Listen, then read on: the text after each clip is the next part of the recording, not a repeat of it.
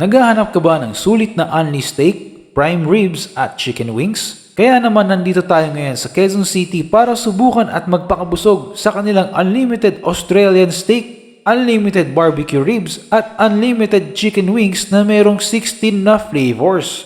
Ito nga pala yung beef straw at located naman ito sa 1216 E. Rodriguez, New Manila, Quezon City. Nasa loob ito ng Devour Food Hub at malapit lang ito sa Tomas Morato. Searchable din ito ni Waze at ni Google. Yung price ng kanilang unli ay nag-i-start sa 298 pesos. Ang pinili namin dito ay yung kanilang 698 pesos. Pero kung hindi ka naman mahilig sa unli ay mayroon din naman silang a la carte na in-offer dito. Kung medyo mabilis yung video sa menu, pwede mo naman po itong i-post o kaya i-visit yung kanilang Facebook page.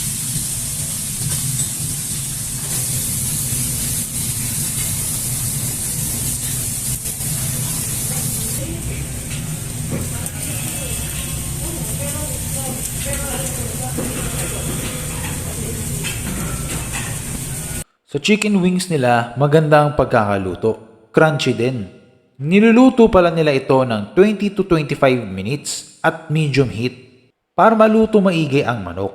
Nagkakatalon na lang dito ay yung kanilang sauce na nilalagay.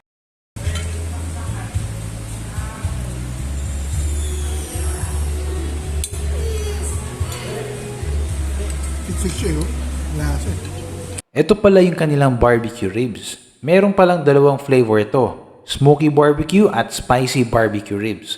Sobrang na-enjoy namin itong ribs. Bukod sa sobrang malasa, sobrang malambot din. Nakadami nga kami dito eh.